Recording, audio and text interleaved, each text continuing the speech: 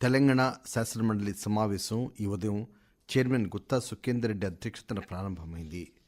దివ్యాంగుల ఆత్మగౌరవాన్ని దెబ్బతీసే విధంగా వ్యాఖ్యలు చేసిన ఉన్నతాధికారిపై చట్టపరంగా చర్యలు తీసుకోవాలని కాంగ్రెస్ సభ్యులు టి జీవన్ రెడ్డి ప్రభుత్వానికి విజ్ఞప్తి చేశారు.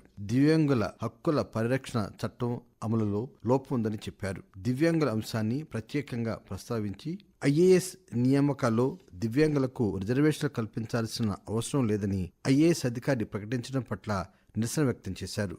దివ్యాంగులు ఉన్నత చదువులు చదివి వివిధ రంగాల్లో రాణిస్తున్నప్పటికీ వారి ఆత్మాభిమానాన్ని దెబ్బతీసే విధంగా వ్యాఖ్యానించడం సమంజసం కాదని అన్నారు.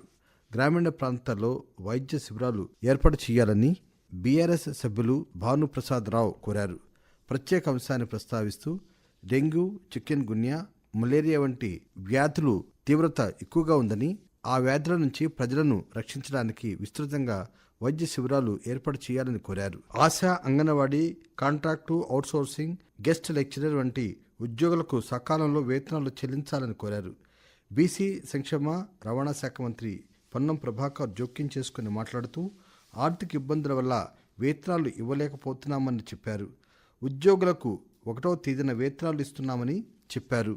10వ తేదీలోగా ఆశా, అంగన్వాడీ, కాంట్రాక్టు, అవుట్సోర్సింగ్, పారిశుధ్య కార్మికులకు వేతనాలు చెల్లిస్తామని చెప్పారు. తెలంగాణ రాష్ట్ర వ్యాప్తంగా మోడల్ స్కూల్స్లో పనిచేస్తున్న ఉపాధ్యాయులకు ప్రమోషన్ ఇచ్చి బదిలీ చేపట్టాలని ఉపాధ్యాయుల ఎమ్మెల్సీ రఘోత్తమరెడ్డి కోరారు. ప్రత్యేక అంశాన్ని ప్రస్తావిస్తూ రాష్ట్రంలో 25,000 మంది ఉపాధ్యాయులకు ప్రమోషన్లు కల్పించిన ప్రభుత్వం మోడల్ స్కూల్స్ ఉపాధ్యాయులకు మాత్రం పదోన్నతి కల్పించలేదని అన్నారు. కొత్త పోస్టు భర్తీ చేయాలని, 010 కింద వేతనాలు చెల్లించాలని, మృతి చెందిన మోడల్ స్కూల్స్ ఉపాధ్యాయుల కుటుంబాలకు పరిహారం చెల్లించాలని విన్నవించారు. గల్ఫ్ కార్మికులను ఆదుకునేందుకు గల్ఫ్ కార్మికుల సంక్షేమ బోర్డు ఏర్పాటు చేయాలని బీఆర్ఎస్ సభ్యులు ఎల్ రమణ కోరారు. ప్రత్యేక అంశాన్ని ప్రస్తావిస్తూ 15 లక్షల మంది గల్ఫ్లో పనిచేస్తున్నారని, వారి సంక్షేమం కోసం ఎన్నికల సందర్భంగా సంక్షేమ బోర్డు ఏర్పాటు చేస్తామని ముఖ్యమంత్రి రేవంత్ రెడ్డి ఇచ్చిన హామీని అమలు చేయాలని విజ్ఞప్తి చేశారు. విదేశీ మారక ద్రవ్యం వల్ల దేశానికి, రాష్ట్రానికి ఆదాయం వస్తుందని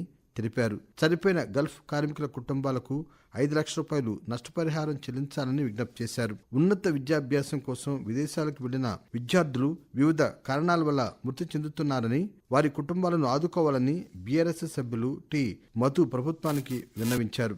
అమెరికా, కెనడా, ఆస్ట్రేలియా వంటి దేశాల్లో వేలాది మంది విద్యార్థులు విద్యాభ్యాసం చేస్తున్నారని, రోడ్డు ప్రమాదంలో ఎక్కువగా మృతి చెందుతున్నారని, మృతదేహాలు కూడా సకాలంలో స్వస్థలాలకు రావడం లేదని పేర్కొన్నారు.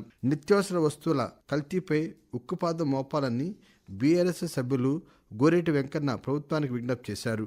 ప్రత్యేక అంశాన్ని ప్రస్తావించి మాట్లాడారు. పాలు, నూనెలు, పసుపు, కారం ఇలా అనేక నిత్యావసర వస్తువులు కల్తీమయం అవుతున్నాయని చెప్పారు. గ్రేటర్ హైదరాబాద్ పరిధిలో రోజురోజుకు పెరిగిపోతున్న ట్రాఫిక్ను నియంత్రించాలని ఎంఐఎం సభ్యులు మిర్జా అలీ బేగ్ ప్రభుత్వానికి విజ్ఞప్తి చేశారు. జంట నగరాలు, సైబరాబాద్, రాచకొండ పరిధిలో నిత్యం ట్రాఫిక్ సమస్య జటిలంగా మారుతుందని అన్నారు. ట్రాఫిక్ సిబ్బంది సరిగ్గా విధులు నిర్వర్తించడం లేదని, చలాన్లు వసూలుపైన దృష్టి పెడుతున్నారని పేర్కొన్నారు. గిరిజనుల రిజర్వేషన్లకు రాజ్యాంగ రక్షణ కల్పించాలని బీఆర్ఎస్ సభ్యులు సత్యవతి రాథోడ్ విజ్ఞప్తి చేశారు.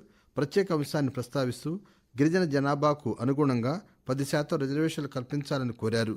రిజర్వేషన్ల అమలుకు నిర్దిష్టమైన నిర్ణయాలను రాష్ట్ర ప్రభుత్వం తీసుకోవాలని సూచించారు. బస్తీ దవాఖానాల్లో పేదలకు మెరుగైన వైద్యం అందించాలని బీఆర్ఎస్ సభ్యులు మహమూద్ అలీ ప్రభుత్వానికి విజ్ఞప్తి చేశారు. పేద ప్రజలు కార్పొరేట్ ఆసుపత్రులకు వెళ్లే పరిస్థితి లేదని, ప్రభుత్వం నిర్వహిస్తున్న బస్తీ దవాఖానాలకు వెళ్తే సరైన మందులు దొరకడం లేదని చెప్పారు.